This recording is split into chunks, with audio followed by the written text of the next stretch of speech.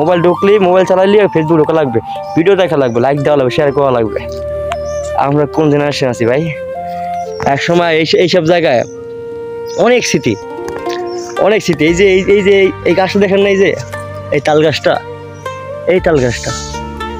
এখানে আমরা গেঞ্জি যাবতীয় মোবাইল সব কিছু এখানে রাখতাম। তারপর এখানে ক্রিকেট খেলতাম বা ওখানে ফুটবল খেলতাম। আর এখন বাড়িতে এলে শান্তি নেই ওরকম, যার মতো যে ব্যস্ত থাকে। ও দেখা হলে বিকালবেলা দেখা হলে ভাই কেমন আছে এই পর্যন্তই, তারপর টাটা বাই বাই।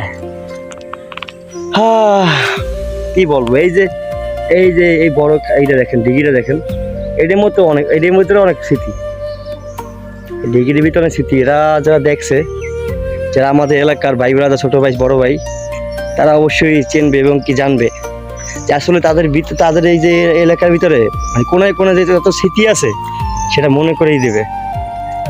যেমন আমি যখনই আসি বাড়িতে, তখনই যে কোনো যাই মানে যে কোনাতে হাঁটি, ওই সময় সেই কোনার কথা মনে পড়ে যায়। আর এখন এলাকায় নীরব নিস্তব, এই বিকেলবেলা এখানে মানুষ সাথে ভরপুর, পোলাপান নাই এখন এখানে, পোলাপান নাই, ক্রিকেট খেলার কোনো মাঠ না, ফুটবল খেলার কোনো মাঠ। আমরা কই আছি ভাই?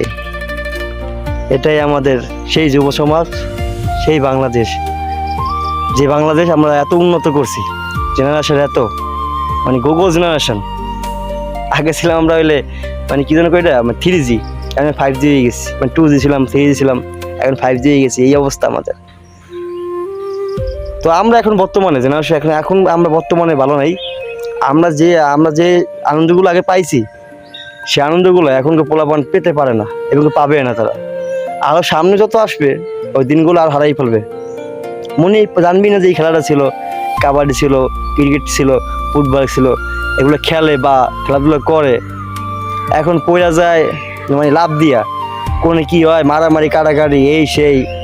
আগে কত কাটাকাটি ছিল, মারামারি ছিল। এখন মানে কি বলবো, আর কিছু বলার নেই। দোয়া করবেন, ভালো থাকি, সুস্থ থাকি, এটাই কামনা করি সবার কাছে। তো আল্লাহ হাফেজ, দোয়া করেন। তো আমার খুব কষ্ট লাগে আগের দিনের কথাগুলো মনে পড়লেই কষ্ট লাগে, মনের ভিতরে একবার খায়া যায়। কি বলবো, সেই স্মৃতিগুলো আসলে অনেক ভালো ছিল, মজা ছিল, আনন্দ ছিল, সুখ ছিল। এখন আর নাই, সব হারাই ফেলাইছি। সত্যি কথা, ভাই ব্রাদার, বন্ধু বান্ধব সব হারাই ফেলাইছি। জীবন থেকে চলে গেছে, অনেক কিছু হারিয়ে গেছে।